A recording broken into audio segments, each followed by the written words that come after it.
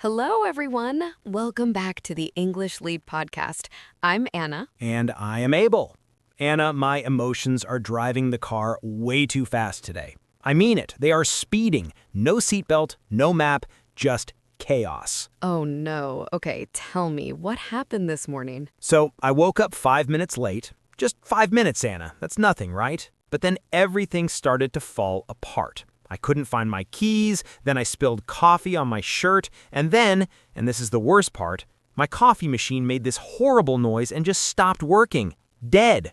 Gone. No coffee. Oh, I know that feeling. No coffee is a serious problem. It is a very serious problem, and you know what I did? I shouted at it. I looked at my coffee machine and I said, "Why are you doing this to me?" Like it was a person, like it chose to ruin my morning. You shouted at your coffee machine? I shouted at my coffee machine, and then I left the house angry. And when I got to work, a colleague asked me a very simple question, something like, "Hey, Abel, did you send that email?" And I almost snapped at him too. I almost said something really rude, all because of a coffee machine. You know what, Abel? This is actually a perfect example of what happens when we let one bad moment control the rest of our day.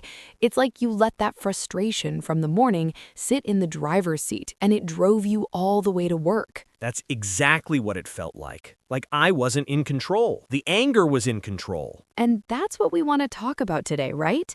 The power of not reacting. Because reacting immediately, reacting from emotion, it can cause so much extra trouble. You didn't have a problem with your colleague, you had a problem with your coffee machine, but the emotion traveled with you. It did. It packed its bags and came with me to the office. I love that image.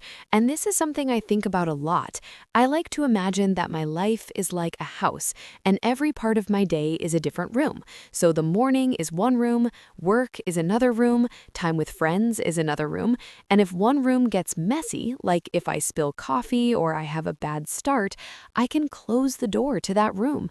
I don't have to let the mess spread into every other room in the house. Close the door. I like that. So you're saying that my kitchen was messy this morning, but I left all the doors open and the mess just went everywhere. Exactly. You carried it with you, but you didn't have to. You could have stopped for a moment, taken a breath, and said, "Okay, that was a bad moment, but it's just one room. I'm closing the door now." That sounds so simple when you say it, Anna, but in the moment it feels impossible. When I'm angry, I don't think, I just react. I explode. And that's the key word right there, actually. You said in the moment. There's a really useful English expression for this. We say in the heat of the moment.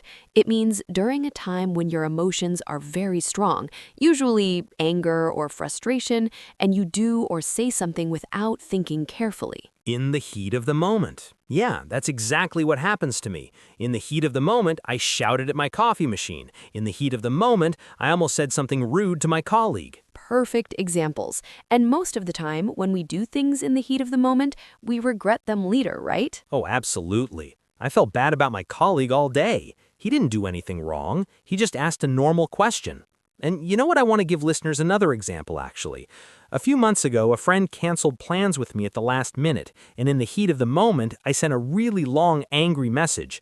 I said things I didn't mean, and it hurt our friendship for weeks. And I'm guessing that when you calmed down, you realized it wasn't that big of a deal. It really wasn't. She had a good reason, but I didn't wait to hear it. I just reacted. So this brings us to something really important. The opposite of reacting emotionally is staying composed. And that's actually a great vocabulary word for our listeners, composed. It means calm and in control of your feelings, especially in a difficult situation. Composed? So, like if someone is composed, they don't shout at coffee machines? Exactly. A composed person might feel the frustration inside, but they choose not to let it control their actions. You can say, "She remained composed during the meeting even though she disagreed with everything." It doesn't mean you don't feel anything. It means you manage what you feel. I want to be that person, Anna. I want to remain composed. But honestly, sometimes I go the other direction too. Sometimes, instead of exploding, I do the opposite. I push everything down. I hide it. I smile and say, I'm fine, when I'm really not fine at all. Ah, so you bottle up your emotions. Yes, that's the phrase, bottle up. I bottle things, like I put all my feelings inside a bottle, close the cap, and pretend they're not there. And that's our next expression, everyone, to bottle up your emotions. It means to hide your feelings inside and not express them. You keep them trapped. And the problem with bottling things up is that the bottle eventually gets full, right? And then it explodes, like a shaken soda bottle. One day everything is fine, and the next day someone says one small thing, and boom, everything comes out at once. So we have two extremes. On one side, you react immediately in the heat of the moment without thinking. On the other side, you bottle everything up until it all comes out in the wrong way at the wrong time. And neither one is good. Neither one is good. The healthy place is somewhere in the middle. You feel your emotions, you recognize them, but you don't let them drive the car. You stay composed, you close the door on that messy room, and you move on to the next part of your day with a clear head. Okay, but Anna, let's be honest. Life is hard sometimes. It's not just coffee machines and canceled plans. Sometimes really difficult things happen. Big things.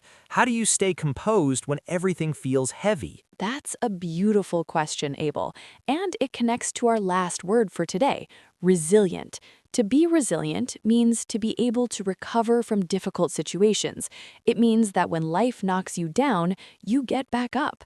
Maybe not immediately, maybe not perfectly, but you get back up. Resilient. I really like that word. Can you use it in a sentence? Of course. After losing her job, she was incredibly resilient. She took a few days to feel sad, and then she started looking for new opportunities.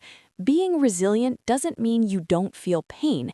It means the pain doesn't stop you forever. So a resilient person is not someone who never falls down. It's someone who always stands up again. That's a perfect way to say it. And I think resilience is something you build over time.